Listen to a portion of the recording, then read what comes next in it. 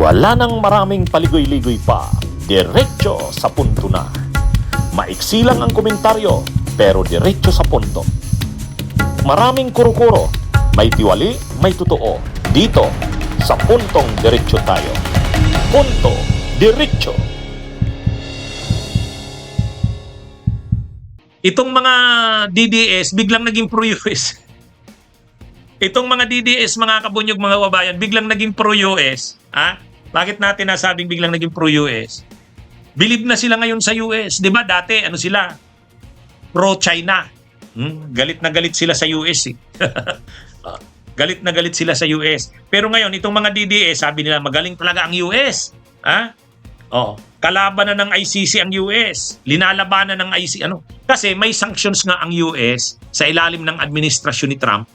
May sanction sa mga judges at saka prosecutors ng ICC. So ngayon, ang ginawa kasi ng, alam naman natin yan, na-discuss ko na yan, ito kasing, ang United States kasi, ang US, sa ilalim ni Trump, gusto nilang i-penalize, parusahan ang ICC, pahirapan ng ICC, para bawiin ito yung warrant of arrest kay Netanyahu ng Israel. Si Netanyahu kasi ng Israel, trusted yan, pinagkakatiwalaang alyado yan ng US. Ano man ang gawin ni Netanyahu, kahit alanganin yan, war crimes man yan, genocide man yan, crimes against humanity, susuportahan pa rin yan ng US si Netanyahu. Si Netanyahu naman, kaya ganyan yan, kahit anong gawin niya, gagawin niya yan kasi sa tingin niya, nandiyan naman ang US, ay superpower ang US. Eh, ang ginawa naman ng ICC, trabaho lang. Kumbaga, yung ginawa ni Netanyahu, crimes against humanity na yon, genocide. Actually, pareho naman, kahit naman yung militanteng Hamas, kasama rin sa inisyuhan ng ICC ng warrant of arrest. Ganun din si Netanyahu, inisyuhan din ng warrant of arrest. Kaya lang, hindi gusto ng US yun. Para sa US, itigil ng ICC yung pag-iimbestiga, pag-issue ng warrant of arrest kay Netanyahu. Pag hindi tinigil yan, tuloy-tuloy lang yung sanctions. Ay yung sanctions ng US, apektado na yung mga judges at prosecutors ng ICC. Siyempre, ang sanctions kasi ng US, yung mga kumpanya, corporations na nag-ooperate sa Europe, katulad ng Western Union, hindi sila pwedeng magamit nitong mga officials ng ICC. Kaya, sabi nga nung isang judge, si Judge Carranza ng ICC, hindi na daw siya makapag-book ng Uber. Hindi niya na rin magamit yung Western Union niya. Hindi na rin daw siya makapag-ano ng dollar sa bangko, sa Europe. Kaya pati yung pamilya niya, apektado rin. O ngayon, natutuwa yung mga DDS dyan. Sabi nila, ayan, nakarma na ang ICC. Mabubuwag na yan. Sabi nga ni Roque, mabubuwag na yung ICC. Baka ang mangyari nito, mapalaya na si Tatay Digong. Ayan. Kaya ang galing talaga ng US. Biglang naging pro-US yung mga makachay ng DDS.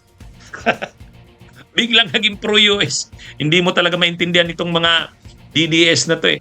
Pero ang totoo, kung ano-ano ng mga reaksyon nila, sabi ni Robin Padilla, ang galing talaga ng makapangyarihang Diyos. Parang ang sinasabi ni Robin Padilla, yung ginawa ng US sa ICC, yan ay ganti ng Diyos sa ginagawa ng ICC kay Duterte. So, ano namang connection niya? Binanggit pa yung Diyos. Ganun din yung sinasabi ng sinasabi na nila yung Dr. Mata, DDS din 'yon. Saka si Lorraine Badoy. Minura pa ni Lorraine Badoy yung yung mga DDS, yung ICC. Minura pa ni Badoy. Ang problema dito sa mga DDS na to, habang minumura nila ng ICC, lalong hindi mabibigyan ng interim release si Duterte. Kasi kung ganyan yung ugali, kung ganyan ang gawi, kung ganyan ang attitude ng mga DDS, lalong hindi pagbibigyan si Duterte sa interim release nito. Hindi ba naiisip yan ng mga DDS na to? Ngayon, biglang kinakampihan ng mga DDS ang US. Tama daw yung ginagawa ng US sa ICC. Kaya sa susunod daw na mga araw, mabubuwag na yung ICC na. Sino namang nagsabi sa kanilang mabubuwag ang ICC? Kahit naman noon pa, ang US hindi naman member ng ICC. Hindi naman pumirma ang US sa Rome Statute. Kahit ang China, kahit ang Russia, hindi. Hindi sila nag-member dyan. Ang mahirap, kung ang ICC, ang bumubuhay niyan US. Ang mahirap kung ang pinakamalaking bansa na sumusuporta sa ICC ay US. Hindi naman eh. ang European, ang ICC, ang pinakamalaking contributors niyan, mga bansa sa European Union. Tsaka hindi lang naman isang bansa yan, ang member diyan, hindi lang naman sa ICC, hindi lang yan 50 o 75, parang 125 pa yata ang member ngayon na bansa niyan. Oh, kaya hindi naman mabubuwag yan. Kahit anong sabi ni Laroque at ng mga DDS na, ayan, dahil sa pressure ng US, masasarado na ang ICC, mabubuwag na ito, makakalaya na si Tatay Digong. Oh, nagpapaasa na naman sila sa mga supporters nila. Mali yung pagkaintindi nila Roque. Nakakatawa. Sabi ko, ano ba tong mga DDS na to?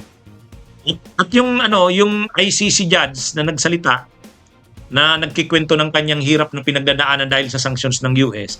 Sabi ng mga DDS, o yan tingnan nyo si judge, babaliktad na. Hindi niya na raw kaya, mukhang babaliktad na ito. Hindi. Yung mga judges ng ICC at saka mga staff, pati mga prosecutors, nagsabi na sa kabila ng sanctions ng US, hindi sila susuko. Tuloy sila sa trabaho nila. Kinikwento lang nila, pinapaabot lang nila yung hirap na dinaranas nila ngayon sa pressure ng US. Piktado sila. Tanggap nila yun. Pero sabi nila, hindi ibig sabihin nun na susuko na tayo. Ang trabaho natin ay para sa humanity, sa sangkatauhan. Labanan ang crimes against humanity, ang genocide, ang war crimes. Kapag sumuko ang ICC sa sanctions ng US, matutuwa yung mga tao, mga leader sa mundo na gumagawa ng mga karumal-dumal na krimen, ng crimes against humanity, war crimes at genocide, tulad ng ginawa ni Duterte. Kaya hindi susurrender yung mga ICC na yan. Nahihirapan sila, pero sabi nila, hindi yan magkakapigil. Yung hirap na yan at sakripisyo, hindi yan makakapigil sa kanila na tuloy ang laban. Yun ang hindi naintindihan itong mga DDS na to. Akala nila dahil ang US ay sinasanksyon na ang ICC, magsasarado na ang ICC, makakalaya na si Duterte. Ay, ang layo. Ang layo naman ng mga naiisip ng mga ito. Okay, mga kabunyog, mga kabayan, magandang araw sa inyong lahat. Mabuhay po tayo. Bunyog, halikan na kasama ka. Bunyog, kapag buklod ay may pag-asa. Luzon, Visayas, Mindanao, isa ang pananaw. Sa bagong Pilipinas ang bunyog isisigaw.